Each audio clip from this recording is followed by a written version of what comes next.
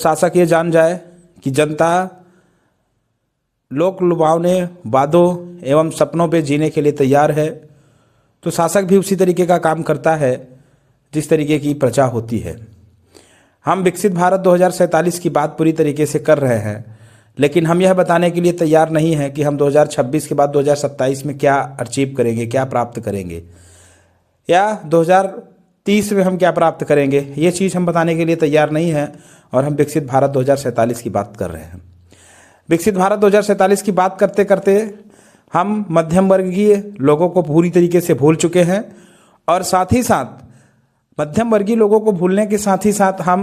उन छोटे किसानों को भूल गए हैं जो धान गेहूं के फसल की रोपाई करते हैं और जो दिन रात कड़ी मेहनत करने के बाद इनका क्या करते हैं, उत्पादन करते हैं, और इनको एक उचित समर्थन मूल्य या नहीं मिल पाता है।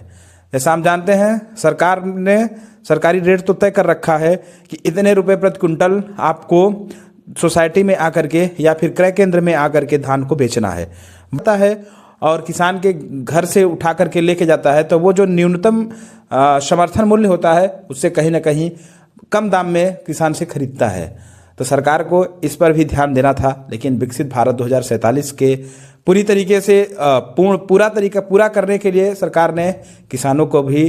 क्या कर दिया, एक तरीके से पीछे रखा है। आप देखिए, पहले जब बजट पेश हुआ करता था तो किसान सोचते थे कि सरकार हमारी कुछ बात करेगी, हो सकता है हमारा कर्ज माफ़ करे, या हो सकता है हमारे धान या गेहूं के एमएसपी रेट में कुछ बढ़ोतरी करे, लेकिन इस बार के बजट में ऐसा कुछ भी नहीं हुआ है। दूसरी बात कहना चाहूँगा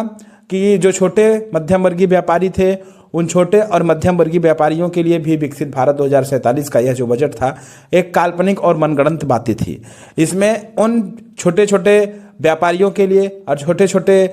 कारोबारियों के लिए भी कुछ भी नहीं था। डिजिटल प्लेटफॉर्म पे पूरी तरीके से वर्क करने वाले लोगों को उत्साहित करने का काम तो किया है, लेकिन अभी भी भारत की एक ऐसी आबादी जो डिजिटल वर्क नहीं करती है, जो कड़ी मेहनत करती है और